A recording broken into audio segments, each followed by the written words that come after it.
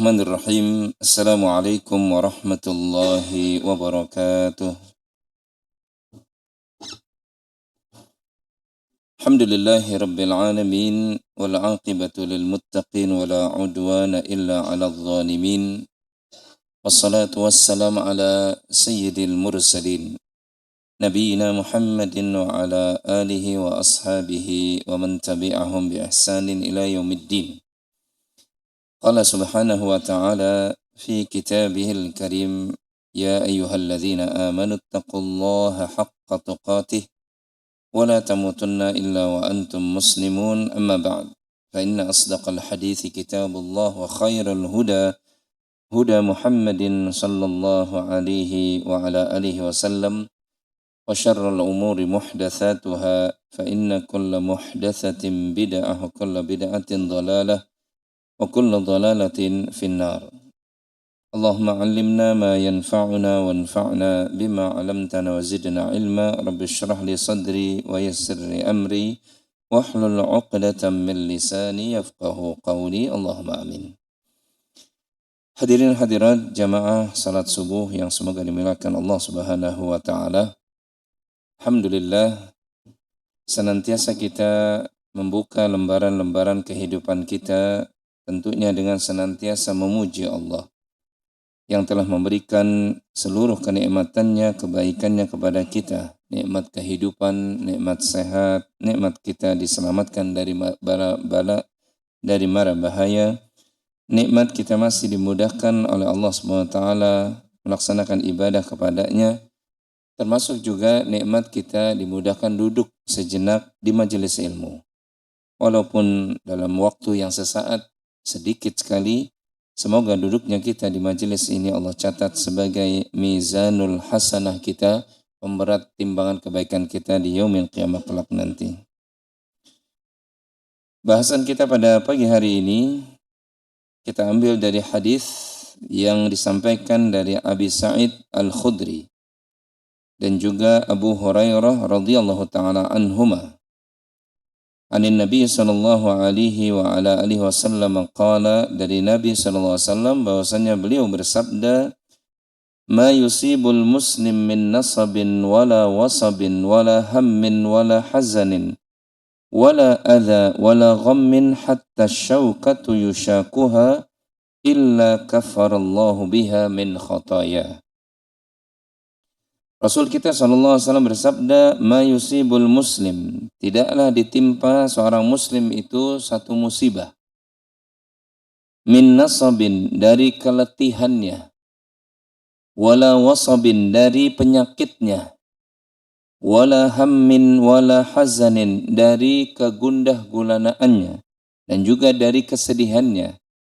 Wala adha, dari gangguannya.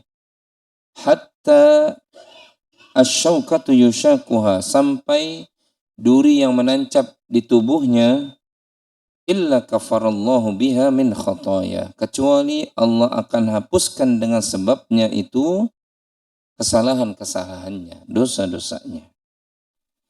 Bapak Ibu yang dimuliakan oleh Allah SWT, hadis yang mulia ini banyak faedahnya sebagaimana dijelaskan oleh para ulama hadis kepada kita, ya. Dan hadis ini sahih juga sebagaimana diriwayatkan oleh Al-Imam Muslim dan juga Imam Ahmad, Imam Abu Daud dan yang lainnya. Ya. Di hadis ini adalah hadis yang sahih. Di mana hadis ini memberikan faedah yang pertama kepada kita, bahwasanya ketika Nabi mengatakan ma yusibul muslim, tidaklah musibah itu menimpa seorang muslim. Artinya setiap muslim juga pasti akan diberikan ujian oleh Allah berupa musibah. Sebagaimana Allah pun akan menguji orang-orang selain daripada muslim. Ya. Ini menunjukkan kepada kita hukum yang telah ditetapkan oleh Allah Subhanahu wa taala kepada yang namanya manusia. Bahwasanya mereka pasti akan diuji. Dan ujian itu pasti akan datang dalam setiap kehidupan kita. Selama kita masih mengaku sebagai manusia. Pasti diuji. Apalagi Allah Subhanahu wa taala telah menandaskan bahwasanya ujian itu adalah sebuah kepastian. Nggak bisa ditolak. Karena Allah menyatakan dalam ayat yang lainnya dalam surah Al-Baqarah yang mungkin sebagian kita sudah hafal ayat ini, kata Allah, "Walanabluwannakum bisyai'im minal khawfi wal ju'i wa naqsim minal amwali wal anfusi wath thamarat wa basyiris sabirin." Dalam ayat yang mulia ini Allah Subhanahu wa taala memastikan tuh ada dua penguatan. Maksudnya dalam sisi bahasa sebagaimana dijelaskan oleh para ulama kita, ada dua penguatan yang sudah menunjukkan kepastian. Walanabluwannakum, benar-benar kami akan uji kalian. Ya. Jadi jelas bahwasanya ujian itu satu paket dengan kehidupan kita sebagaimana mata uang. Yang satu wajah nggak bisa dipisahkan dari wajah yang lainnya. Artinya ketika Allah Subhanahu wa taala memberikan nikmat kehidupan kepada kita, pasti kita diuji. Jadi hidup ini tidak lurus-lurus aja. Hidup ini tidak kemudian kita senyum aja, enggak. Satu saat nanti kita akan menanjak, satu saat mungkin jalanan kita akan menurun, satu saat mungkin jalanan kita akan berbelok. Enggak sekedar lurus-lurus aja, enggak. Atau satu saat nanti kita pasti akan menangis, merasakan kepedihan. Misalnya. Karena begitulah kehidupan yang Allah Subhanahu wa taala berikan kepada kita. Selama hidup di atas dunia ini pasti kita diuji. Itu pasti. Ada lam taukid wala, kemudian ada nun bertasdid. Kalau dalam pelajaran tajwid itu berarti ada gunnah, tapi dalam pelajaran ilmu nahu itu ada nun taukid penguatan, dua penguatan. Ya. Artinya sudah pasti itu, kami akan uji kalian. Walaupun di ayat surah Al-Baqarah 156 ini Allah Subhanahu wa taala memberikan beberapa bentuk ujian, Walanabluwannakum bisyai'in. Kami benar-benar akan uji kalian dengan sesuatu apapun. Bahkan bahasa ayatnya itu bukan dengan alif lam syamsiyah yang pakai alif lam yang ta'rif yang sudah pasti, ya, tapi dengan bahasa tanwin bisyai'in. Jadi ayatnya bukan walanabluwannakum bisyai'i, enggak, tapi bisyai'in. Yang kata para ulama, segala sesuatu yang kecil pasti akan diuji. Dalam bentuk yang kecil maupun dalam bentuk yang besar, yang kelihatan maupun yang tidak terlihat, pasti bentuknya itu ujian. Ya. Kemudian bentuk-bentuk ujian dijelaskan dalam ayat ini, salah satunya apa? Minal khawfi, rasa takut itu ujian. Orang punya rasa ketakutan terhadap sesuatu, itu juga bagian dari ujian. Jangan sampai kemudian ketakutannya berlebihan, nanti jatuhnya kepada dosa. Ya. Pernah negeri ini diuji oleh Allah Subhanahu wa taala dan semoga itu selesai, maksudnya nggak terjadi lagi. Ujian corona kemarin kan gitu kan. Orang pada apa? Pada takut.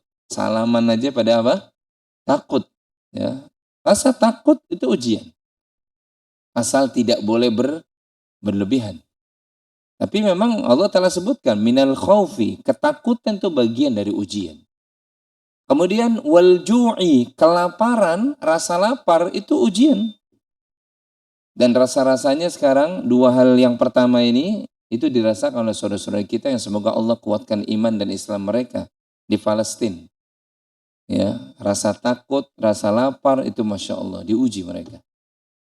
Ya, sebentar keluar berkumpul yang ada dibom, kan gitu kan? Ya, kemudian berhari-hari mereka nggak menemukan makanan. Itu ujian sekali. Rasa lapar itu bagian dari ujian. Suatu saat kita mungkin diuji dengan apa? Rasa lapar atau dengan rasa takut. Karena memang Allah telah jelaskan itu. Wa naqsim minal amwal. Yang ketiga, beberapa bentuk ujian berkurangnya harta. Bisnis kita sedang turun. Mungkin sebagian harta kita diambil oleh orang, itu ujian. Ya, dari Allah Subhanahu wa taala yang harus kita yakini bahwasanya Allah sedang menguji kita dengan berkurangnya harta kita. Wal anfusi, kemudian yang keempat berkurangnya jiwa. Yang disebutkan oleh para ulama tafsir, maksudnya adalah sebagian jiwa kita hilang. Ada orang yang kita cintai dari pasangan kita, dari anak kita, dari cucu kita meninggal dunia, rasanya sebagian jiwa kita itu apa?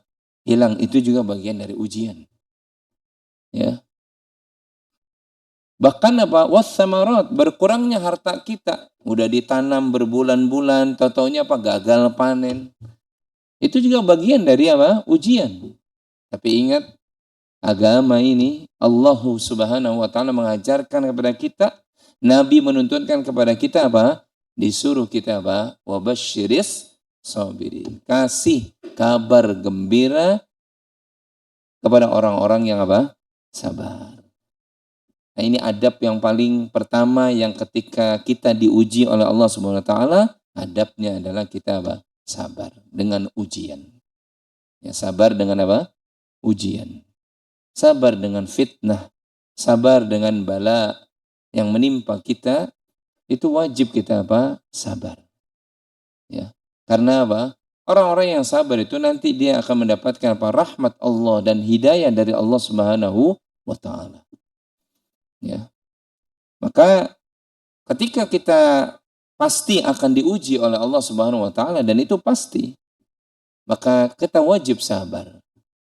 Dan jamaah yang dimulakan oleh Allah Subhanahu wa taala, bentuk ujian apapun yang memang sudah menjadi sebuah kepastian akan datang dalam kehidupan kita, maka kita sabari.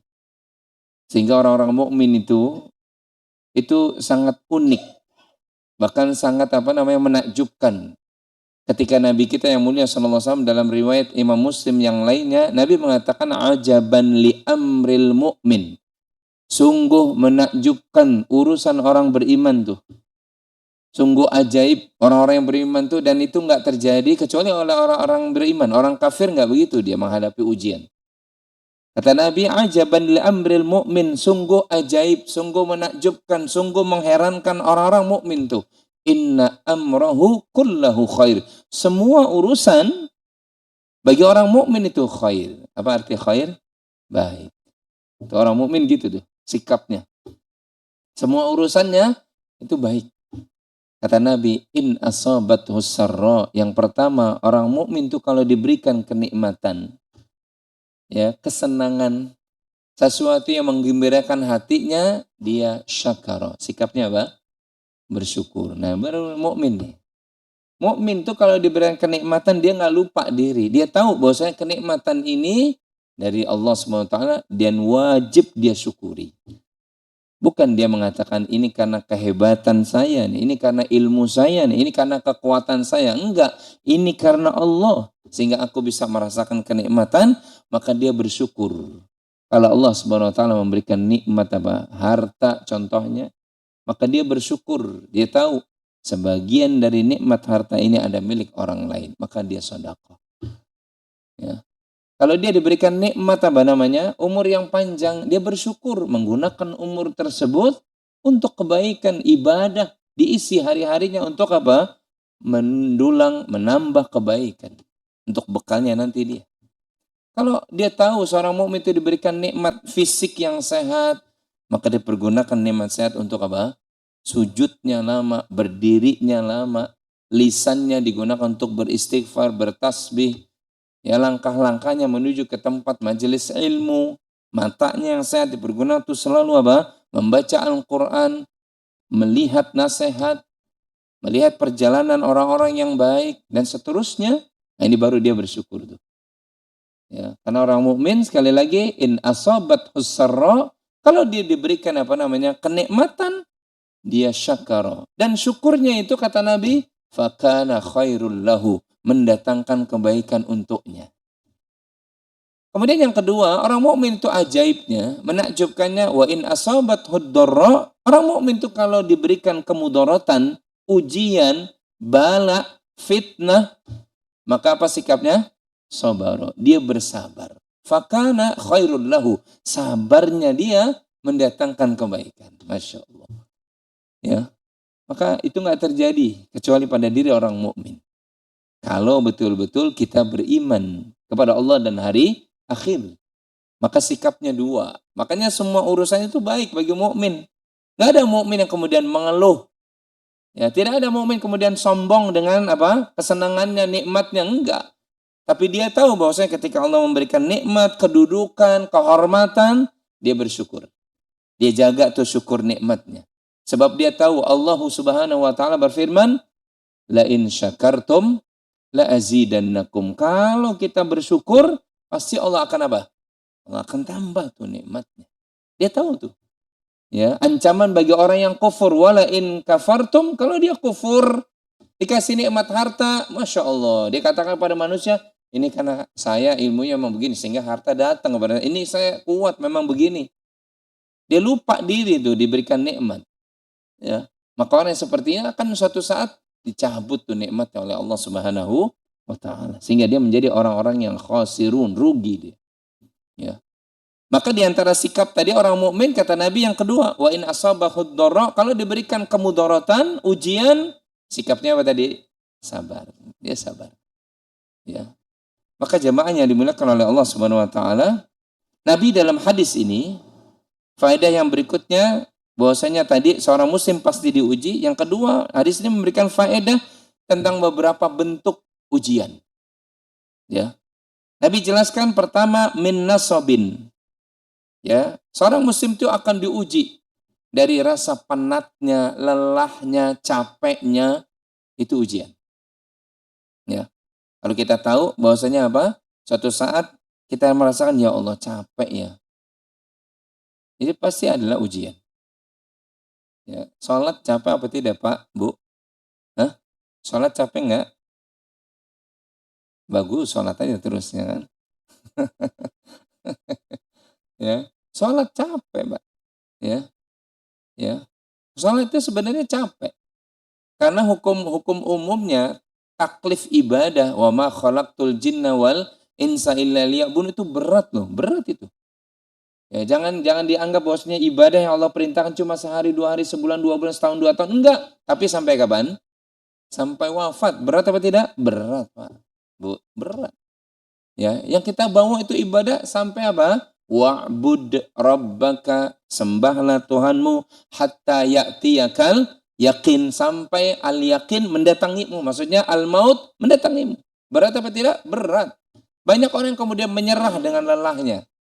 Akhirnya naudzubillah di ujung hidupnya dia tinggalkan tuh ibadahnya kepada Allah Subhanahu wa taala, mati dalam kondisi yang rugi.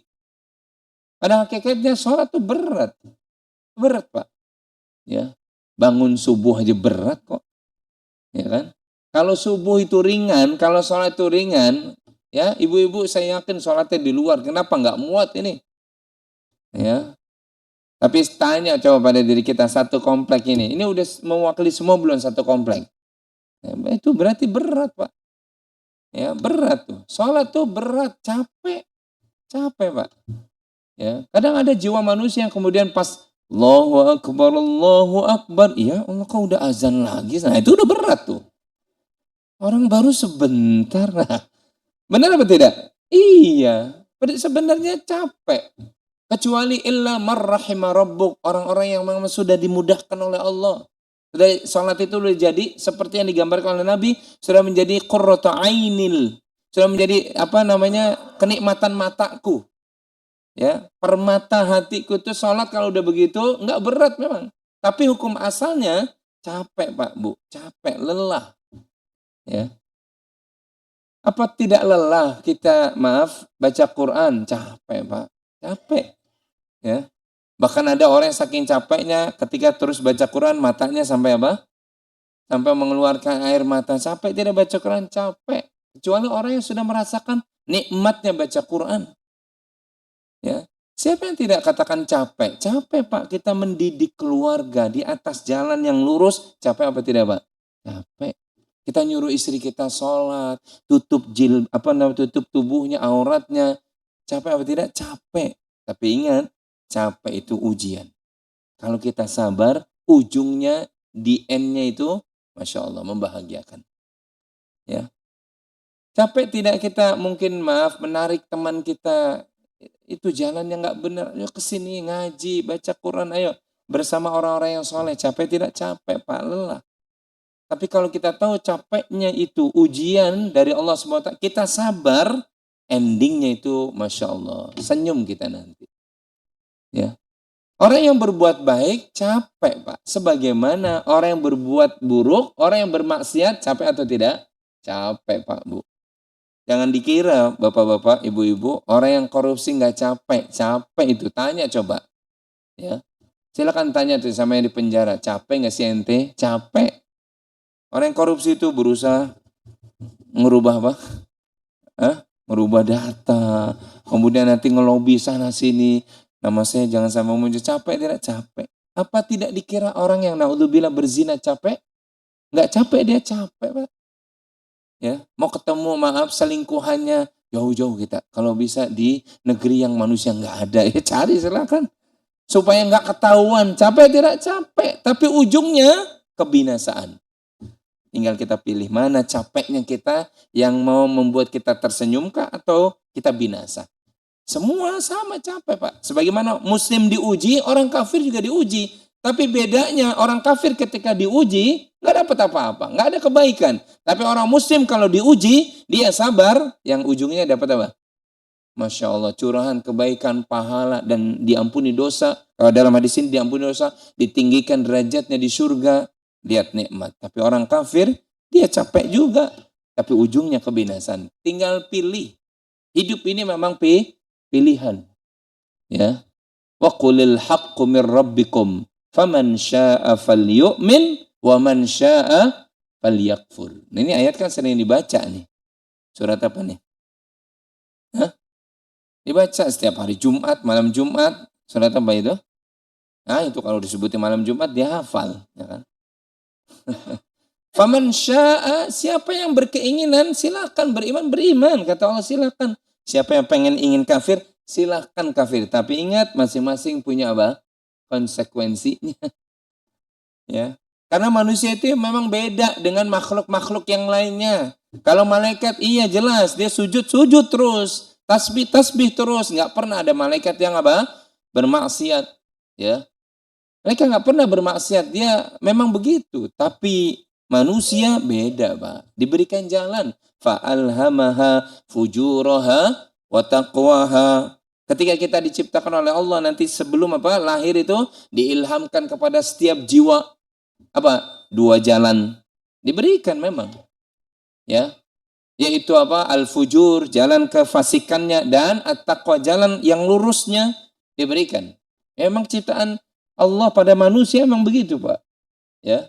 Ada nafsu, ada juga apa kecenderungan yang baik, ada nafsu yang buruk, ada tetap. Terus jangan ditanyakan kemudian tanya sama Ustaz, kenapa kita nggak seperti malaikat? Ya memang jangan begitu ya, Ustaznya juga nggak bisa jawab itu memang dari sononya. Ya memang kita begini. Manusia itu memang seperti ini diciptakan, Pak. Ada kecenderungan kadangkala kepada kebaikan, lagi istiqomah terus, sholat subuh nggak pernah ketinggalan. Tapi ketika apa ada kecenderungan keburukan, dia tinggalin tuh sholatnya, gitu ya. Sebentar dia tinggalin kebaikannya. Emang manusia begitu. Makanya kenapa apa namanya sampai apa Nabi katakan kullu bani Adam khata. Setiap anak Adam pasti berbuat apa? Salah. Karena memang potensinya memang ada. Potensinya ada. Tapi ingat, hadisnya kan nggak sampai titik begitu, masih koma. Nabi katakan berikutnya, wa khairul khata'ina, sebaik-baik orang yang berbuat salah, tuh masih. Orang yang berbuat salah saja, masih Nabi katakan apa? Masih ada potensi sebaik-baik mereka adalah orang yang at-tawwabun, yang bertaubat kembali. Ketika dia jatuh ke jalan yang kirinya, terperosok kepada maksiatnya, dia langsung ingat kepada Allah, ini salah nih, ya Allah, ini jelas salah nih. Dia kembali bertaubat, ini yang terbaik malah. Ya. Bahkan di antara al-asma al-husnanya Allah Subhanahu wa taala, ya, ini tetap ada di nama ini. Yang menunjukkan tentang apa? Memang Allah menyediakan sarana itu. Ada nama Allah apa? Al-Ghafur, yang Maha Pengampun. At-Tawwab, yang Maha menerima taubat. Seandainya nama ini nggak ada, ya kehidupan kita lurus saja, Pak. Tapi kan nggak mungkin kita begitu, enggak. Ya, maka hidup yang asik itu, ya tadi, hidup yang memang kita sesuai dengan fitrah kita. Ya, kita bukan malaikat yang kemudian lurus-lurus terus. Bahkan orang yang bertakwa kata Al-Imam Ibnu Hajar, dan juga diamini oleh para imam yang lainnya, orang yang bertakwa itu enggak lurus-lurus aja jalan yang enggak. Kemudian tiba-tiba sampai surga, tidak demi Allah. Tapi kadangkala dia jatuh, kadangkala kemudian ke kanan, ke kiri, dari jalan lurusnya, tapi dia kembali. Ini baru orang yang bertakwa. Ya. Allah gambarkan itu dalam surah Ali Imran dari mulai 133, wasari'u ila maghfiratim min rabbikum wa jannatin arduhas samawati wal ardu uiddat lil muttaqin. Bersegeralah kalian kepada ampunan dari Tuhan kalian dan kepada surga yang disediakan untuk orang-orang yang bertakwa. Siapa orang yang bertakwa itu? Ayat berikutnya menjadi penafsir. Alladzina yunfiquna fis sarra'i wad dharra wal kadhiminal ghaidha wal 'afina 'anil nas. Kata Allah, orang bertakwa itu adalah orang-orang yang menginfakkan hartanya baik dalam kondisi lapang maupun dalam kondisi apa? Sempit, dan dia menahan amarahnya, memaafkan manusia. Walladzina idza fa'alu fahishatan aw dzalamu anfusahum. Orang yang bertakwa itu adalah orang-orang yang ketika dia melakukan fahisyah, kemungkaran, kejahatannya, bahkan menzolimi dirinya, langsung dia dzakarullah, ingat kepada Allah. Allah gambarkan sendiri itu orang yang bertakwa yang begitu, Pak. Makanya dalam hadis, kalau terkesan, maaf, kita baru belajar hadis terkesan, ini benar nih hadis qudsi loh, Pak. Allah langsung berfirman. Bahkan Allah menginginkan orang kemudian berbuat dosa, tapi dia kembali. Nah, ini yang terbaik di mata Allah. Enggak lurus-lurus aja. Maka Bapak Ibu, ini yang, maaf, siapa yang ngaji subuh ini yang bawa pasangan? Tunjuk tangan. 1, 2, jangan malu. 3, 4, 5, jangan malu, Pak. Yang nggak punya pasangan nih, cari nanti habis ini, ya kan? Ya iya. Ya. Bapak Ibu, kita harus ngerti bahwasanya pasangan kita juga nggak sempurna. Ya. Pasangan kita itu, maaf, suami kita Ibu bukan malaikat yang kok kamu begitu sih. Emang bukan malaikat. Kita manusia. Istri kita juga bukan bidadari. Kita maklumi kesalahannya karena memang manusia. Nah, kalau kita dapat ya sejak awal nikah, ini orang nggak pernah salah, malah justru kita takut itu. Iya, malah kita takut, ini hebat banget ya. Nggak ada yang sempurna, kita pasti jatuh, kesalahan. Nah, itu orang yang bertakwa begitu, Pak. Ya. Sehingga sekali lagi, tadi kita kembali kepada bahasan, lelahnya kita itu diuji. Tapi kita sabar dengan kelelahan kita. Toh juga maaf, tadi kita jadi tahu bahwasanya orang yang berbuat baik capek, lelah, orang yang berbuat maksiat pun capek dan lelah, tapi ujungnya yang berbeda. Mana kita pilih? Ya, kita mau pilih yang kanan atau yang kiri? Ya, mau yang beriman atau yang kufur, silakan. Allah nggak maksa kok. Allah cuma menjelaskan, ini loh Rasul diutus kepada kalian, ini loh kitab, baca, ini loh petunjuk. Kalian mengikutinya, itu yang aku inginkan. Kalian menyimpang dari petunjuk itu, Allah kasih lagi apa? Sahabat yang menasehati. Allah turunkan lagi apa namanya? Hidayahnya. Allah Maha baik. Ya, Allah yang memberikan al-hadi, memberikan petunjuk. Ya. Jadi lelahnya kita, capeknya kita itu ujian, tapi kita mesti sabar. Toh juga capeknya kita sebentar, Pak. Capek ya sholat, kadang sholat malam juga, ya Allah capek banget, ngantuk. Ya kan? Paling sebentar, Pak, Bu, 60, 70. Ya kan? Ya, sebentar nggak? Sebentar dibandingkan sama satu hari di yaumil akhir, sebentar. Paling sebentar. Didik anak kita agar dia betul-betul menjadi jariah kita nanti, sampai kuburan kita tetap ngalir dari anak-anak kita, sebentar, nggak lama. Ya, bersedekah, kadangkala hati kita tuh suka bertempur dengan apa? Dengan syaitan. Ya, bertempurnya apa? Orang kita mau bersedekah, syaitan bisikin, oh lu yang berusaha kok capek lu tiap bulan, gitu kan? Masa dikasih orang yang dia main terima aja. Kadang capek tuh kita bertempur, Pak. Sedekah apa enggak ya? Kasih apa enggak? Kan gitu kan? Tapi ingat, kita kalahkan tuh, kita menangkan pertempuran itu melawan syaitan enggak? Bismillah. Allah menyuruh saya bersedekah, ada sebagian milik orang lain dari harta saya. Sebentar, paling 60 tahun, 70 tahun. Inna a'mara ummati baina sittin wa sab'in. Kata Nabi, umur umatku paling 60 atau berapa? 70. Sedikit sekali yang lebih dari itu. Sebentar, Pak. Capeknya kita sebentar. Tapi nanti di hari kiamat yang abadan abidin, itu kita dicurahkan kebaikan kita. Jadi dimudahkan pintu surga kepada kita. Padahal apa? di dunia dulu sebentar. Tapi orang-orang yang tadi justru memilih jalan kirinya, capek juga dulu mereka. Capek berdusta, capek menghindari pandangan orang ketika berzina, capek kemudian macam-macam, tapi ujungnya abadan juga dia merasakan siksanya Allah Subhanahu wa taala. Tinggal kita pilih mana yang mau kita pilih, ya. Kemudian yang kedua, wala wasabin, kata Rasulullah SAW, bentuk dari ujian itu adalah wala wasabin, sakit. Sakit juga adalah ujian. Maka dia mesti kalau sakit disabari, ya. Bahkan kalau perlu dinikmati. Ya, kalau sakit karena dia adalah ujian dari Allah Subhanahu wa taala, sakit itu. Ya. Jangan sampai kemudian kita lupa bahwasanya sakit menggugurkan dosa, sakit Allah sedang sayang sama kita, sakit Allah Subhanahu wa taala sedang bersihkan kita kesalahan-kesalahan kita kalau kita sabar. Karena itu memang rasa sakit ujian. Ya. Maka kalaupun kita diberikan ujian berupa sakit, coba lihat orang-orang yang sakit yang jauh lebih parah daripada kita. Kita belum seberapa, Pak. Ya. Inna asyaddan nas, ya. Sesungguhnya manusia yang paling sabarnya terhadap al-bala, ujian itu adalah al-anbiya, para nabi. Kalau kita lagi diuji tadi dengan sakit, ingat kita, Masya Allah, ada hamba Allah SWT yang sakitnya itu diujinya lebih dari 18 tahun coba. Ya. Dari ujung rambut sampai ujung kaki sakit semua, Pak.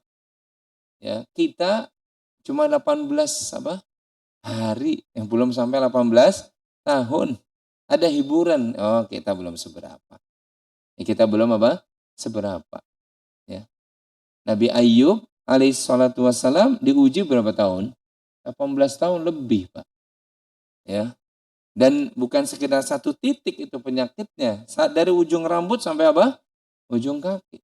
Bahkan sebagian riwayat menyebutkan ketika beliau mau beribadah kepada Tuhannya, itu ada satu, maksudnya ada satu penyakit yang ada di dalam tubuhnya itu, di sekitar tubuhnya itu, diletakkan dulu, ditaruh dulu, kemudian nanti habis ibadah diletakkan lagi di tubuhnya, saking sabarnya tuh. Ya, kita mungkin nggak begitu. Ya, kita mungkin belum sampai begitu, Pak. Kan gitu ya. Ya. Ketika kita diuji oleh Allah dengan harta misalkan, ada ujian yang Masya Allah, manusia yang luar biasa dia. Diuji dengan hartanya, tapi lulus. Ya. Kita baru berinfak mungkin berapa kali dalam satu bulan, berapa sekali dalam satu pekan. Tapi ini orang ujiannya luar biasa tentang harta. Semuanya diberikan untuk Allah dan Rasulnya. Abu Bakar itu kalau bersedekah, Pak, nggak ngitung-ngitung. Kalau kita kan kalau mau bersedekah kadang ngitung-ngitung. Perasaan kemarin udah ya. Sepekan lalu perasaan dibuka catatannya. Udah, nanti aja lah. Abu Bakar itu kalau datang kepada Nabi, ya Rasulullah, ini hartaku semuanya untuk Allah, untuk Islam. Bahkan Nabi bertanya, untukmu dan keluargamu, sampai Abu Bakar mengatakan Allah yang jamin. Kita belum seberapa ketika kita diuji dengan harta kita, Pak. Ya. Suhaib Ar-Rumi. Suhaib Ar-Rumi itu. Masya Allah. Dicegat. Dia kebetulan ketinggalan hijrah. Memang dia ini dulu. Mempersiapkan dulu keuntungan bertahun-tahun di Mekah. Ya, supaya dia bawa untuk Untuk bekal sampai di Madinah buat saudara-saudaranya juga kaum muslimin di sana. Dicegat di perjalanan hijrah itu. Dia sendiri bawa hasil keuntungannya dicegat oleh orang-orang kafir Quraisy. Ya, ditanya mau kemana engkau? Ya, dan orang kafir Quraisy itu tahu Suhaib Ar-Rumi, ya, namanya juga Ar-Rumi. Berasal dari mana itu? Ya. Numpang di Mekah. Ya, kata orang Quraisy, kamu ngapain? Ini apa ini? Ini keuntunganku semua. Masih ingat nggak engkau? Dulu engkau kami berikan kesempatan berbisnis di Mekah. Nah sekarang mau engkau bawa itu keuntungan. Mau kemana? Aku ingin bertemu dengan kecintaanku Muhammad Sallallahu Alaihi Wasallam. Ya, enak benar kata orang kafir Quraisy kan gitu kan? Udah bertahun-tahun dikasih kesempatan berbisnis di Mekah. Sekarang mau ngikut Muhammad yang kami benci. Kata orang kafir Quraisy begitu. Kemudian kata Syuaib Ar-Rumi apa? Lantas apa mau kalian? Ya, apa mau kalian? Balik ke Mekah, kata orang kafir Quraisy. Kata Syuaib Ar-Rumi yang cerdas ini, dia mengatakan gini aja. Engkau biarkan aku sampai bertemu dengan kecintaanku di Madinah, atau engkau ambil nih semua hartaku. Coba bayangkan. Ya, orang kafir Quraisy walaupun begitu, kalau ada harta, matanya tetap apa? Matanya tetap apa? Ya, itu tahu itu. Ya, berarti tahu lah bapak-bapak, ya kan? Yang dia pilih ya sudah, engkau berangkat sana ke Madinah. Gitu kan? Ini harta kami ambil. Begitu luar biasa, ya, kita bisa begitu belum tentu, Pak. Ya. Ya, makanya kemudian turun tuh ayat. Turun ayat ketika Nabi diberitahu oleh Jibril, ya, tentang sikap sahabat ini. Masya Allah, dicegat di jalan hijrah, dia relakan semua keuntungannya untuk apa? Diambil orang kafir Quraisy. Yang penting dia bertemu dengan Nabi SAW. Hijrah, menyelamatkan akidah. Itu dia luar biasa. Sampai turun ayat, wa minan nasi may yashri nafsahu ibtigha'a mardatillah wallahu raufum bil ibad. Surah Al-Baqarah. Dan di antara manusia ada orang-orang yang Masya Allah, yang dia cari hanya apa? Ibtigha'a mardatillah, ridho Allah, ya, dengan hartanya.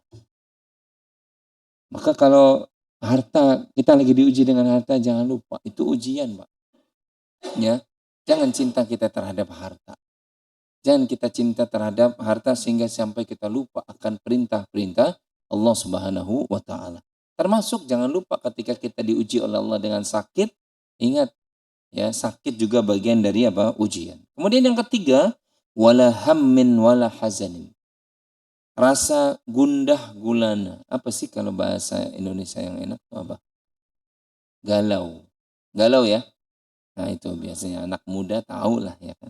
Yang tua-tua biasanya susah nih ya kan. Apa ya kan? Galau. Itu juga bagian dari ujian. Ya.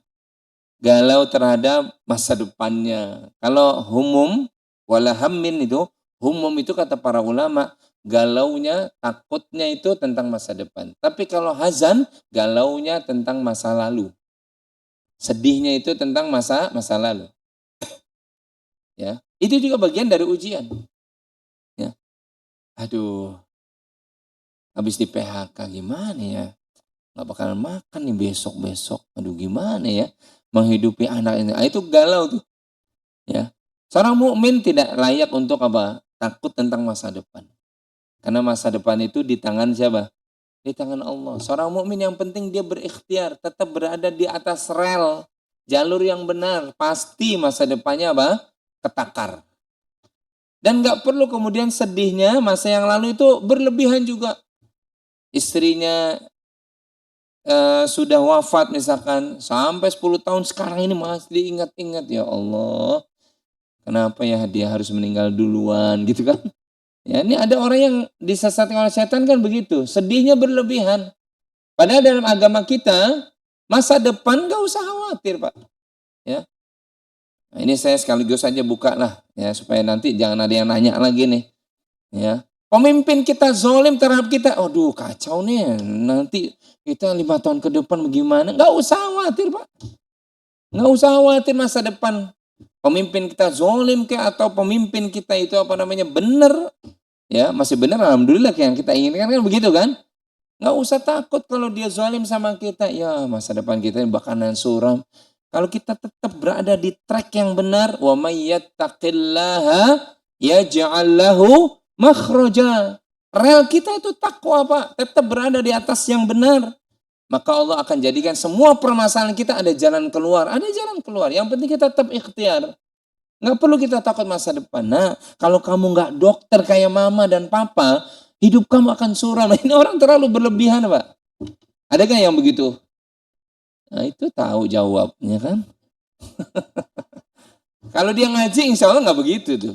Kamu mau kemana, nak? Nggak harus sama kan sama papa? Nggak harus. Kan banyak orang gitu, kalau nggak dokter kamu, waduh, nggak ada yang jamin masa depan kamu. Kata siapa? Nggak ada itu. Ya, nggak harus sama itu anak kita dengan kita. Harus sama nggak? Hah? Pak Danang? Pak Danang, nggak harus sama kan. Tapi banyak orang yang menyamakan kan gitu kan. Dia dokter. Apalagi kalau kamu nggak DPR waduh ya kan. Kalau di DPR masa depan kamu akan apa? Cerai dengan korupsi kan gitu kan. Ya. Ini banyak orang yang takut tentang masa depan. Itu namanya humum tuh. Ya. Ya, galau tentang masa depan. Adapun hazan, kesedihan di belakangnya. Dua-duanya nggak perlu kita takut, Pak. Yang sudah selesai, udah selesai. Kesedihan tutup, ada batasnya sedih itu. Islam mengajarkan kalau sedih ada batasnya nggak? Ada. Ya, kita ditinggal mati oleh anak kecintaan kita, ada batas sebagai laki-laki. Berapa hari? Berapa? 3 hari, nggak boleh lebih dari 3 hari. Kecuali khusus buat perempuan, suaminya meninggal dunia, ya boleh dia sedih. Ya, tapi ada masa iddahnya, kan gitu kan? Tetap ada masa iddahnya nggak? Enggak selamanya dia sedih, enggak. Ada masa iddahnya itu. Artinya ada masanya, jangan berlebihan. Yang sudah terjadi sudah, diimani saja. Berikutnya, itu yang kita susun. Gitu.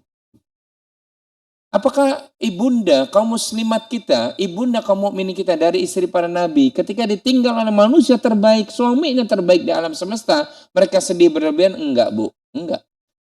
Bahkan bagi Aisyah, lihat, Nabi kita SAW wafat di mana? Di kamar siapa? Di rumah siapa? Rumah Aisyah. Bahkan sampai di pangkuan Aisyah. Bagaimana Aisyah tidak sedih? Tapi apa? Aisyah tahu, Pak. Mengajarkan kepada kita. Sedih boleh, tapi ada batasnya. Setelah itu beliau melanjutkan apa? Risalahnya Rasul SAW mengajarkan hadis. Memberikan fatwa. Itu yang benar. Jangan sedih berlebihan. Dan juga jangan takut masa depan yang berlebihan. Ya, sepanjang kita berada di track yang benar itu. Makanya Nabi mengajarkan dalam hadis yang lainnya doa. Riwayat Imam Bukhari, Muslim dan yang lainnya. Nabi mengajarkan apa? Ini sebagian kita insya Allah udah hafal. Allahumma inni a'udhu bika minal hammi wal hazan. Itu yang pertama bahkan tuh. Allahumma inni a'udhu bika minal hammi. Ya Allah, aku minta perlindungan kepadamu dari humum, dari rasa takut masa depan. Ya, kita minta perlindungan kepada Allah dari apa? Tadi, rasa ketakutan yang berlebihan. Ya, wal hazan, dan juga dari rasa kesedihan. Wa a'udzubika minal ajzi wal kasal. Aku minta perlindungan kepadamu dari apa? Rasa lemah dan juga rasa malas. Wa a'udzubika minal jubni wal bukhl. Aku minta perlindungan kepadamu ya Allah dari bakhil dan pengecut. Ya, dan yang terakhir, wa a'udzubika min ghalabatid daini wa qahrir rijal. Ya Allah, aku mohon kepadamu dari utang piutang dan dikuasai oleh orang lain. Di antara 4 atau 8 lah, karena masing-masing berpasangan, 4 perlindungan ini Nabi mengajarkan minal hammi wal hazan. Minta perlindungan dari apa? Humum dan juga apa? Kesedihan. Sedih boleh. Ya. Ada perasaan, waduh, gimana ya? Boleh, tapi jangan berlebihan. Sewajarnya saja. Ya, sikapi dengan ikhtiar. Gimana ini kalau pemimpin model yang begini nih, waduh, Masya Allah. Kalau gitu saya harus begini-begini. Gitu, itu baru. Nggak boleh larut dalam rasa ketakutan masa depan, apalagi sedih yang berlebihan. Termasuk wala adha. Celaan itu ujian.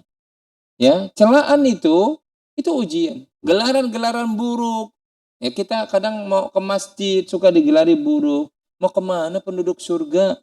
Kan kadang suka begitu. Ya kan? Pak Haji mau kemana? Padahal belum haji, gitu kan? Bu Ustazah mau kemana? Rajin banget, gitu kan? Nggak usah marah kita. Ya Bu ya. Ya, kalau ada orang yang begitu, mau kemana Pak Haji? Ya mau ke masjid lah. Ya gitulah. Ya kan? Dia jangan sebut-sebut gua haji, gua belum haji. Ya nggak perlu begitu. Ya kan? Ya mau kemana penduduk surga? Ya iya dong, gua penduduk surga. Emang lu penduduk neraka? Ya nggak perlu begitu juga. Ya, kita sabar. Ya kan? Dan bahkan dalam Al-Quran itu diantara ciri dari orang-orang yang akan menggantikan kaum yang murtad adalah apa? Wala yakhafuna laumata laim. Tidak takut celaan orang-orang yang suka mencela. Ya, tidak takut celaan, ya biasa. Kalau ibaratnya banyak orang yang kadang suka ngelari, mau kemana nih Wahabi? Misalkan gitu kan. Ya baru jenggot sedikit, wah Wahabi nih, ya kan?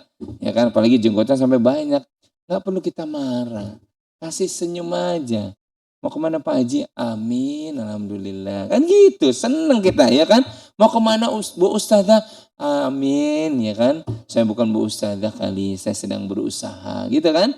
Mau kemana orang baik? Amin, udah gitu, nggak usah marah. Itulah ya, tidak usah apa? Celaan dibalas dengan apa? Celaan nggak perlu, celaan dibalas dengan apa? Senyuman. Nabi digelari orang gila. Nabi balas nggak? Enggak. Nabi bahkan diludahi oleh seorang apa? Seorang wanita tua diludahi Nabi setiap saat lewat diludahi. Ya. Sampai Nabi kunjungi dia ketika sakit. Kok nggak ngeludahin saya? Masya Allah, tuh coba bayangkan Pak. Ya, saya tunggu siapa yang ngeludahin, kok nggak ngeludahin. Coba kita begitu Pak. Ya, datangnya orang yang sedang apa, yang biasanya ngelek apa, ngejek-ngejek kita. Kok nggak ngejek lagi sih? Waduh, Masya Allah, enak banget itu. Dia langsung berubah itu. Ya kan? Dia lagi sakit kita kunjungi. Ya, itu Nabi SAW Pak. Ketika Fathu Mekah, pembebasan kota Mekah, Nabi datang beserta 10.000 lebih pasukan. 10.000. Dalam kondisi Nabi udah di atas angin. Kata orang-orang kafir Quraisy yang dulu ngejek Nabi. Yang dulu bahkan merencanakan apa? Membunuh Nabi. Kata mereka apa? Apa nih yang akan dilakukan oleh Muhammad yang dulu kita ejek. Kita tarik, lagi sholat. Kita taburi kotoran onta di tubuhnya ketika dia lagi sujud. Kan gitu kan? Tapi nggak nyangka mereka itu. Ketika Nabi masuk Mekah, yang peristiwanya itu diabadikan oleh Allah dalam surat yang ke-48 tentang Fathu Mekah, pembebasan kota apa? Kota Mekah itu dari berbagai berhala dihancurkan semuanya. Inna fatahna laka fatham mubina. Itu ayat tuh menggambarkan tuh tentang pasukan Nabi SAW yang membebaskan kota Mekah dalam kondisi Islam sudah kuat itu. Kata orang kafir Quraisy ketar-ketir itu, aduh, kita bakalan dipancung nih kepala kita. Wah, kita bakalan di macam-macam lah. Tapi ketika mereka berkumpul di depan Ka'bah, apa kata Muhammad SAW? Kalian bebas. Coba bayangkan.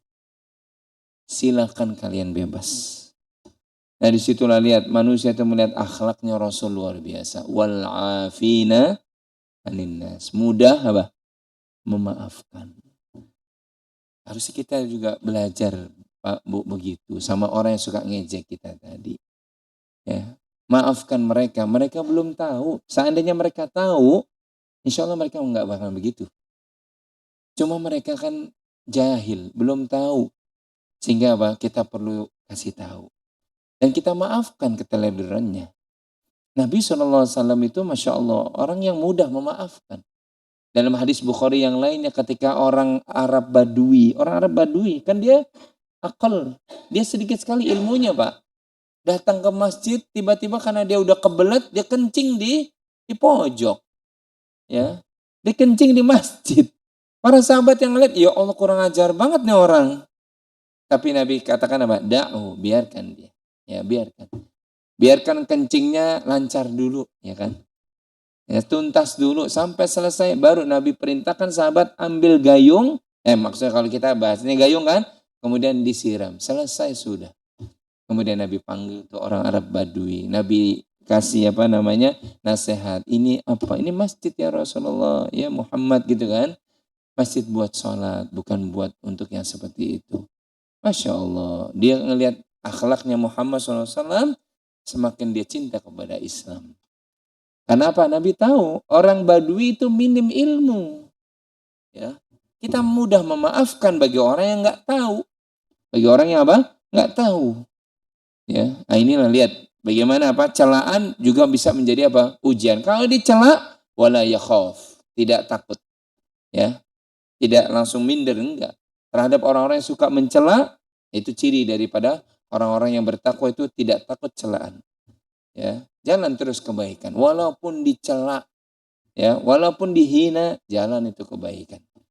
Ya, karena memang celaan juga bagian dari ujian. Hatta asyauka yushakuha, sampai duri yang menancap di tubuhnya dia bersabar.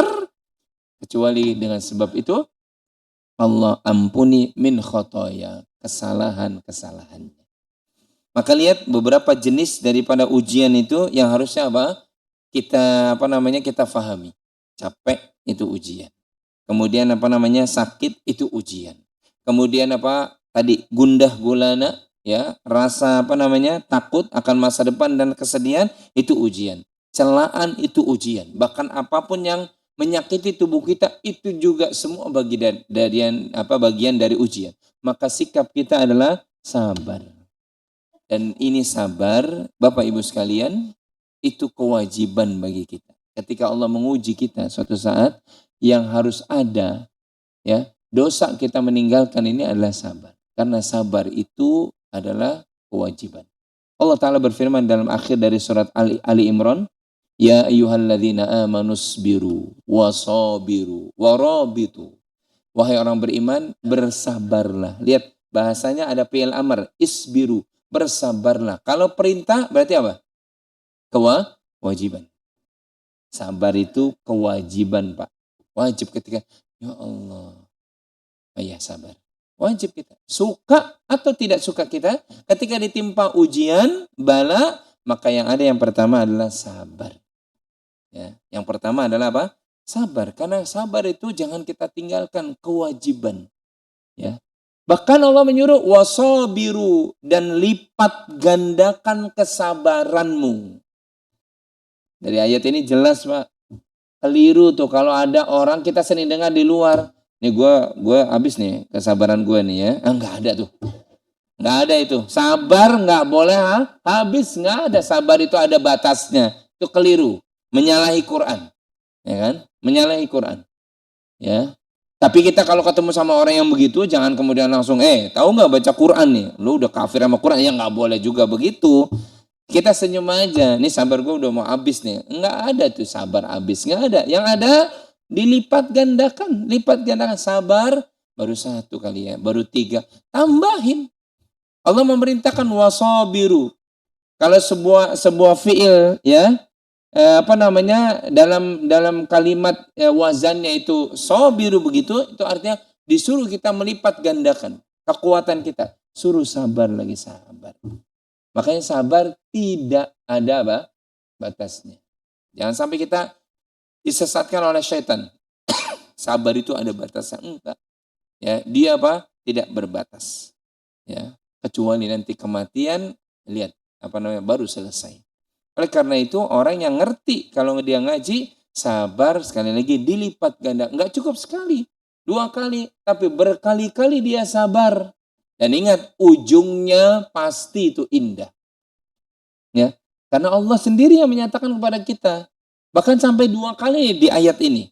Allah katakan apa? Fasabrun jamil.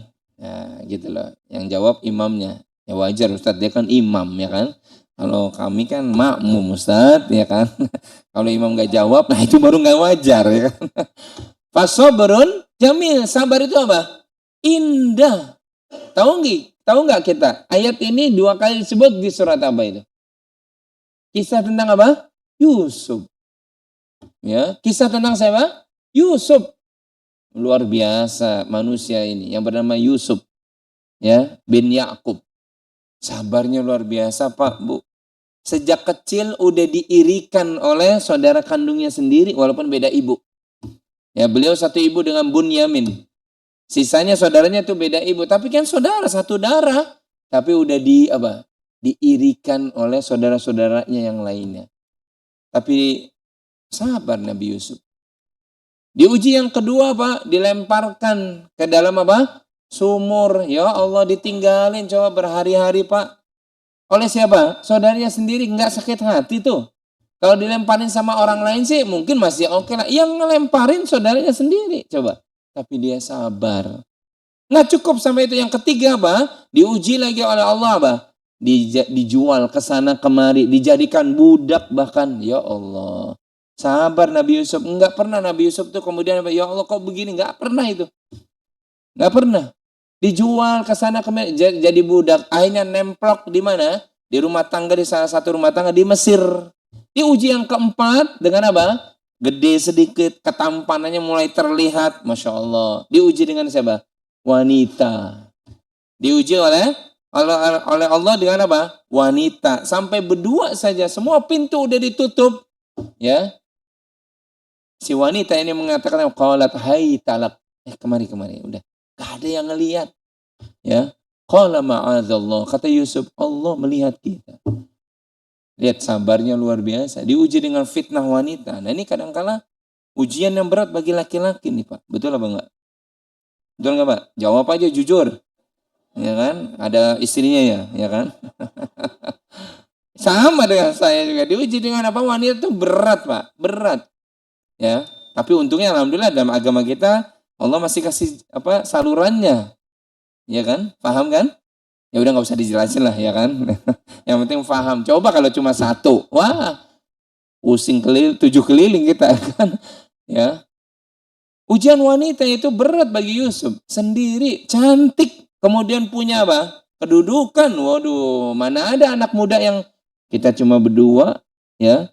Lawannya adalah wanita cantik. Kemudian hartawan, punya kedudukan. Wah ini kesempatan nih. Tapi bagi Yusuf enggak. Bagi Yusuf apa? Tidak. Sabar dia. Di uji yang kelima apa? Bahkan apa? Enggak mau mengikuti hawa nafsunya si wanita ini. Akhirnya apa? Di penjara. Dikira beberapa saat, taunya apa? Yang diajarkan oleh Yusuf lupa. Sampai beberapa tahun Nabi Yusuf di penjara, coba bayangkan.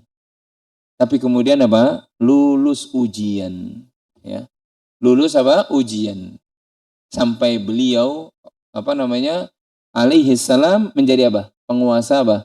Mesir pada saat itu. Menjadi rajanya Mesir pada saat itu, Pak. Lihat, fasabrun jamil. Sabar itu apa? Indah. Makanya jangan sampai keindahan itu dicabut gara-gara tadi mengatakan, nih gue habis nih kesabaran gue nih, ya kan? Gue tunggu nih, gue habis nih gitu kan? Jadi nggak indah Pak. Ya. Apalagi yang kedua, Allah katakan apa? Innallaha ma'as. Apa artinya? Allah bersama orang yang sabar. Kira-kira pertanyaannya, mau nggak? Ketika ibu, bapak lagi bersama Allah. Allah lagi cinta. Kemudian kita putus. Mau apa tidak? Nggak mau dong. Artinya kita pengen bersama Allah terus. Sampai Allah memasukkan kita ke dalam surga. Sampai kita bisa memandang wajah Allah. Nggak mau kita diputus. Nah sama tuh. Kalau kita mengatakan sabar ada batasnya. Berarti kita seakan-akan mau memutus kebersamaan kita dengan siapa? Mau apa tidak? Nggak bakalan mau. Karena Allah bersama orang-orang yang apa? Sabar. Dan lihat kisah-kisah orang yang sabar. Luar biasa. Nabi kita gimana nggak sabarnya Pak? Ya, 13 tahun di Mekah sampai diusir, sampai ditimpuki oleh orang-orang Taif. Ya kan? Sampai di Madinah kirain bisa beribadah dengan tangan. Tetap aja orang kafir Quraisy apa? Merongrong Nabi. Kemudian mereka bersekutu dengan orang Yahudi, orang munafik, orang Nasrani untuk membunuh Muhammad SAW. Tapi Nabi tetap sabar mendakwakan Islam sampai lihat, Masya Allah. Ujungnya apa? Islam kemudian terpancar. Kalau bukan karena perjuangan Nabi, nggak ada tuh Masjid Az-Zumar di Pondok Kelapa. Nggak bakalan ada itu Pak. Ya, Allahumma salli wa sallim wa barik alaihi. Kalau bukan perjuangan Nabi Pak, ya kita tahu itu sabarnya Nabi luar biasa. Ya, bahkan dia adalah imamus sabirin, imamnya orang-orang yang sabar. Bahkan apa? Dari kalangan para nabi, beliau yang paling sabar. Masih ingat? Di antara 5 orang yang dipilih oleh Allah sebagai ulul azmi dari sekian ribuan, 124.000 nabi, ada 5 yang terbaik, yang sabarnya luar biasa, yang disebut sebagai ulul azmi. Nabi Nuh, ya kan? Berdakwah 950 tahun. Yang ngikut nggak sampai 40 coba Pak. Sabarnya luar biasa Nabi Nuh itu. Ya, bikin kapal dikatakan gila, ya kan? Berdakwah kemudian mereka nutup apa? Telinga mereka, nutup kain mereka. Baju mereka ditutup. Padahal Nabi Nuh lagi berdakwah 950 tahun loh, Pak. Lah kita aja maaf nggak sampai segitu, Pak. 950 tahun yang ngikut nggak sampai 40 orang. Sabarnya luar biasa. Kemudian Nabi siapa? Ibrahim, Masya Allah. Sampai apa? Pindah daerah, pindah negara. Ya, sampai diuji dengan anaknya. Maksudnya apa? Bertahun-tahun belum punya anak. Itu. Kemudian diuji dengan apa? Kaumnya yang menyembah. Bahkan diuji dengan bapaknya sendiri, pembuat apa? Pembuat patung berhala. Tapi sabar. Ya, diuji dengan berbagai ujian. Tapi dia lulus. Ya. Ya, sampai Allah menguji Nabi Ibrahim, tapi kemudian Ibrahim mampu meluluskan semua ujiannya, maka diangkat sebagai imam. Siapa yang hari ini, detik ini tidak kenal Ibrahim, nggak ada. Satu agama pun nggak ada yang nggak kenal Ibrahim. Ibrahim itu dimuliakan, diharumkan namanya. Kenapa? Salah satu sifatnya dia sabar. Ibrahim. Kemudian Musa. Ya. Kemudian siapa lagi? Isa. Nabi Musa itu sabarnya luar biasa, Pak. Ngadapin orang satu kaum yang bahlul banget. Yang ya kan, orang Yahudi itu ngadeblek, kalau orang Jawa bilang apa? Dablek banget, Pak. Ya kan? Luar biasa.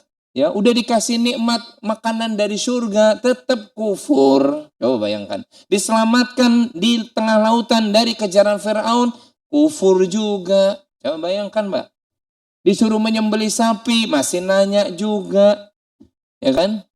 Ya, bagaimana enggak sabar tuh Nabi Musa? Nabi Musa itu luar dalam, Pak. Fisiknya kuat, sekali tonjok orang mati, tapi dalamnya sabarnya juga luar biasa. Yang kemudian Nabi Isa, ya, dan yang terakhir Nabi kita Nabi besar Muhammad sallallahu alaihi wasallam. 5 orang ini yang terbaik dari 124.000 nabi dan rasul yang Allah utus. Mereka yang terbaik, tapi dari 5 yang terbaik adalah baginda Rasul Muhammad sallallahu alaihi wasallam.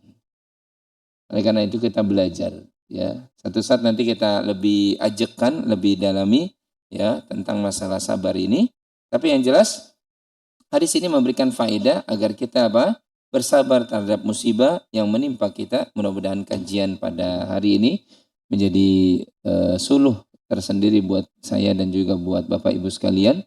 Ya, ingat, suatu saat kita pasti akan diuji. Karena ujian satu paket dengan kehidupan kita, nggak bisa kita menolaknya. Tapi mudah-mudahan yang kedua, ketika kita diuji, Allah Subhanahu wa Ta'ala menuangkan kesabaran kepada kita. Makanya kita berdoa, Allahumma afriq alaina sabran wa thabbit aqdamana wansurna 'alal qaumil kafir. Ya Allah, tuangkan kesabaran di dalam hati kami dan kokohkan kedudukan kami, dan sehingga kami bisa mengalahkan musuh-musuh kami. Suruh sabar, ya. Jangan sampai lupa bahwasanya kesabaran itu yang ketiga, ujungnya indah walaupun memang berat. Ya, penyakit kalau disabari memang berat, tapi ujungnya fasabrun jamil. Sabar itu indah. Mudah-mudahan ada manfaatnya. Kita buka forum tanya jawab kalau memang masih ada waktu, ya. Betul, yang belakang dulu, Pak. Ya. Apa hubungan sangat erat, ya. Kalau kita mau tahu, tadi kita kembali kepada kisah Nabi Allah Yusuf alaihi salatu wassalam. Lihat Allah mendidik Yusuf sebelum menjadi orang yang nomor 1 di Mesir, dididik dengan kesabaran. Ya kan gitu, ya. Jadi kalau dikatakan kaitannya, ya kaitannya erat sekali. Orang kalau sabar, artinya sabar itu habsun nafas, menahan diri. Menahan diri dari apa? Dari sesuatu yang bisa membatalkan pahala sabar. Menahan lisan, tidak mengeluh. Menahan hati, tidak berprasangka buruk sama Allah. Menahan tangan untuk tidak mungkin berbuat sesuatu yang mendatangkan dosa. Menahan kaki untuk tidak melangkah. Sabar, ya Allah, sabar. Ya. Jangan sampai kita menghadapi anak yang nakal, gitu ya, yang kemudian nggak ngikutin perintah kita, kemudian main geplak aja itu. Sabar, nggak boleh. Ya, Nabi melarang, gitu kan? Kita dididik untuk menjadi manusia-manusia yang berkarakter, Pak. Orang-orang yang sabar itu, lihat coba, karakternya luar biasa.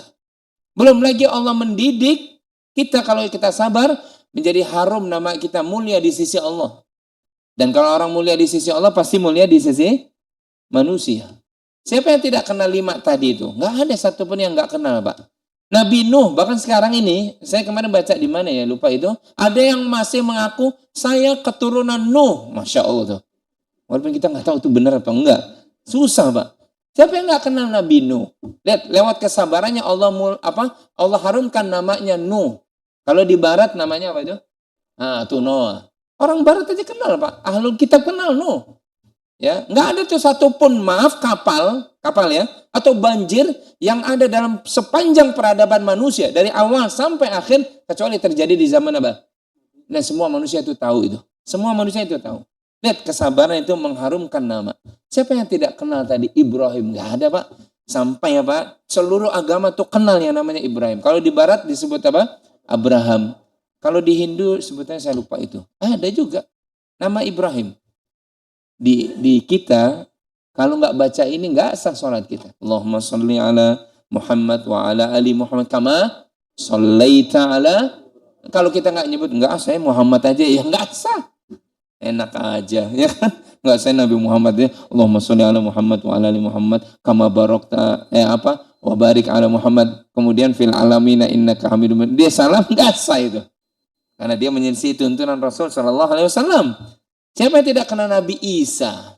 Siapa yang tidak kenal Nabi Musa? Semua lihat, orang yang sabar dididik untuk menjadi orang-orang yang apa? Yang berkarakter luar biasa. Ya, makanya kaitannya erat sekali. Tayyib, barakallahu fiik. Ada Imam? Baik, Ustaz. Kaitannya dengan ayat Al-hasanatu bi asri amsalihha gitu, Ustaz ya. Ini kan relevan dengan perkara-perkara akhirat saja, yang satu dibalas dengan 10 kebaikan gitu ya. Bagaimana dengan perkara duniawi? Kadang-kadang capeknya dulu itu kan lebih capek dibandingkan pekerjaan akhirat itu saja. Kadang bagaimana kita lihat seorang buruh gitu ya, yang gajinya begitu kecil, tapi orang-orang hidup manis mendapati upah yang jauh lebih besar daripada mereka gitu. Bagaimana cara kita supaya menjadikan hal itu menjadi salah satu bentuk kesabaran kita dalam menghadapi kehidupan dunia ini akan menjadi nilai ibadah gitu, Ustaz. Ya sama, kita katakan orang yang cari dunia aja capek atau tidak? Nah, yang cari akhirat jangan sampai lelah. Artinya dia tahu, ya nyari dunia dia capek kok. Kalau saya nyari akhirat, sholat tepat waktu nggak ketinggalan azan. Saya kalau kajian juga di depan. Saya kemudian kalau baca Quran, alhamdulillah hatam terus capek. Iya nggak apa-apa, dunia aja capek tuh. Tapi kan tadi, mau yang kita pilih ujungnya yang mana? Kalau kita capek tadi yang akhirat, insya Allah tadi jamil, jadi indah, ada pahala, ada pengampunan dosa, ada surga, ada ngangkat derajat kemuliaan. Tapi kalau nyari dunia saking capeknya, yang ada cuma tadi pertanggungjawaban. Mending kalau dia bisa selamat. Kalau dia nggak selamat gimana? Nah termasuk, oleh karena itu, ketika seorang guru misalkan, dia mungkin capek ngajar. Kalau dia landasi karena niat yang tulus, maka capeknya ada pahala. Makanya kalau bisa guru-guru juga ngaji. Siapa di sini yang maaf yang guru? Ada yang guru? Ya jangan tanya Pak Ustadz, Ibu, ya kan? Kan Ustadznya nanya, ya kan? Sabar, ya kan? Sabar, ya kan? Emang jamaah Az-Zumar begini, ya kan?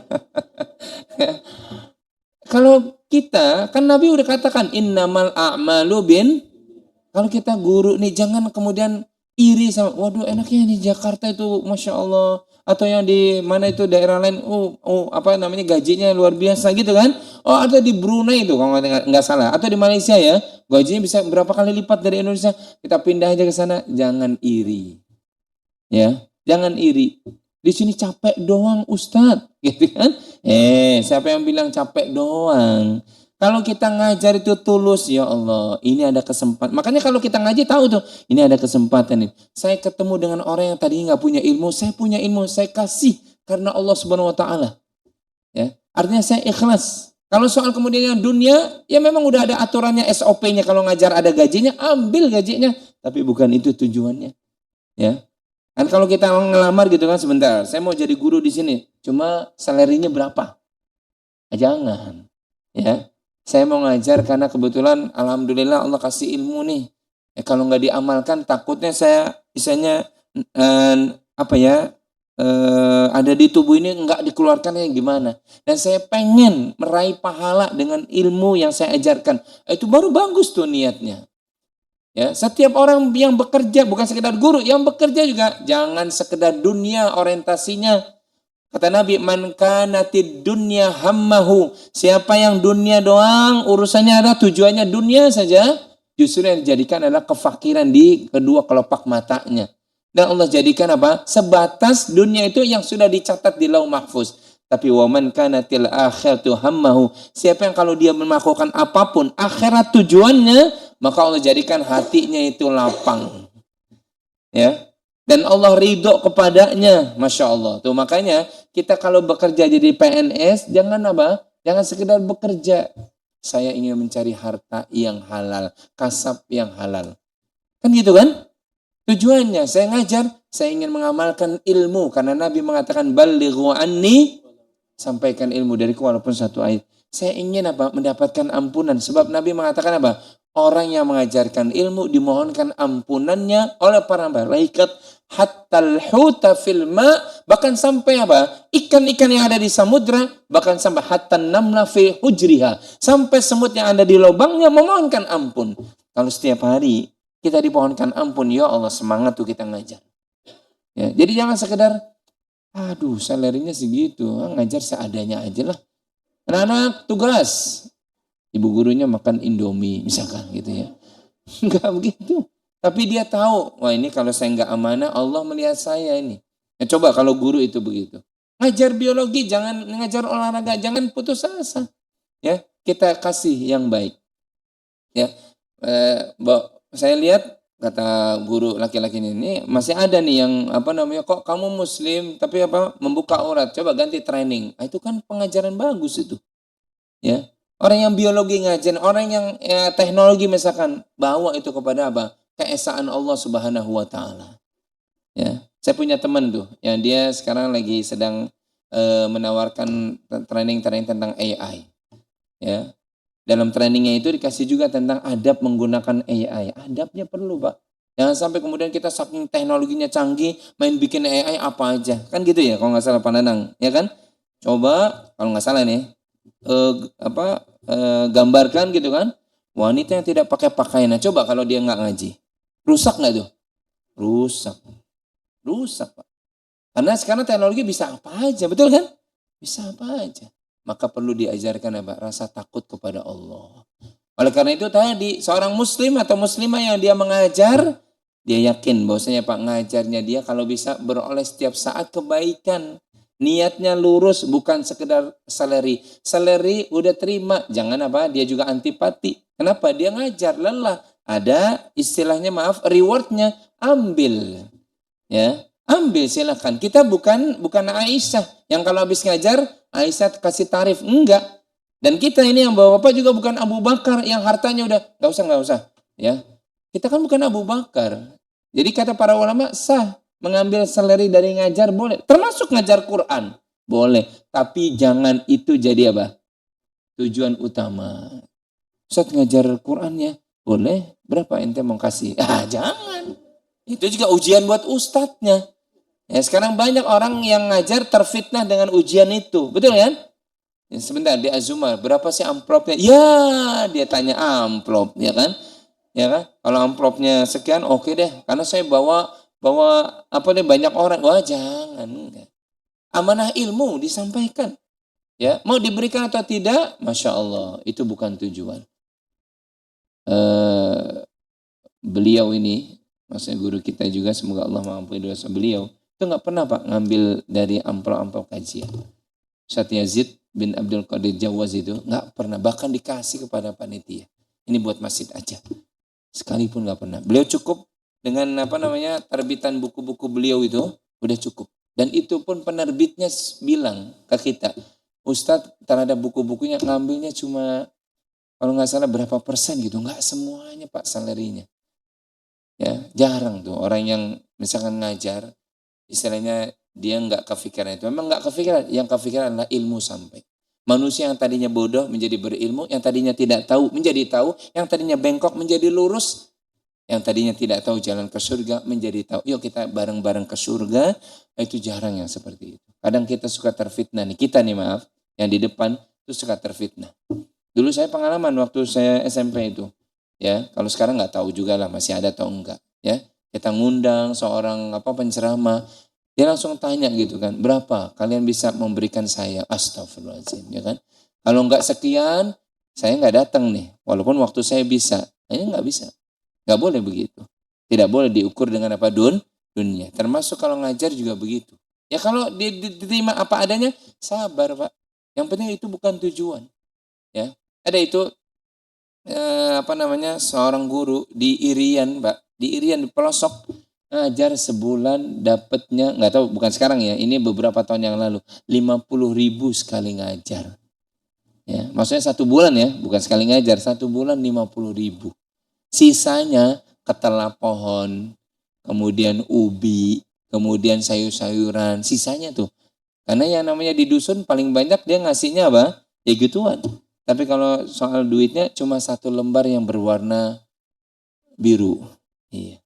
Sedih tidak? Ya mungkin sedih. Tapi kalau dia yakin ada yang lebih besar daripada dunia, maka dia tetap ngajar itu terus. Sampai dia cerita kepada kami di depan itu sampai beliau menangis. Dulu pernah. Tapi di Jakarta, makanya beliau menangis tuh. Luar biasa ya fitnahnya. Waktu saya di Irian ngajar sebulan cuma 50.000. Di Jakarta berlipat-lipat kali. Makanya dia nangis. Ya Allah, ini bener ini ngajar segini. Kalau begitu saya tinggal di Jakarta aja. Enggak, dia bilang, karena itu contoh ujian saja. Ya kan, tayyib.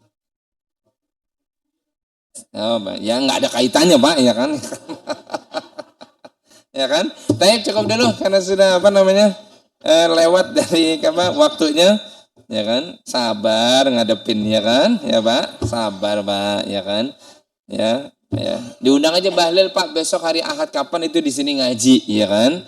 Pak Bahlil diundang sama Ustaz Sukron gitu, ya kan, biar dia ngaji gitu kan. Mudah-mudahan insya Allah beliau dapat hidayah, ya kan. Taib cukup dulu. Subhanakallahumma wa bihamdika asyhadu an la ilaha illa anta astaghfiruka wa atubu ilaik. Semoga Allah SWT pertemukan kita lagi pada kesempatan yang akan datang. Mudah-mudahan Allah istiqamahkan kita di majelis. Mudah-mudahan Allah senantiasa sehatkan kita dalam beribadah kepada Allah. Mudah-mudahan Allah jaga kita, keluarga kita dari segala musibah, bala. Dan semoga kalaupun dia datang, semoga Allah tuangkan kesabaran ke dalam hati kita. Dan semoga Allah Subhanahu wa taala senantiasa jadikan kita berada dalam kebaikan. Allahumma amin. Wassalamualaikum warahmatullahi wabarakatuh.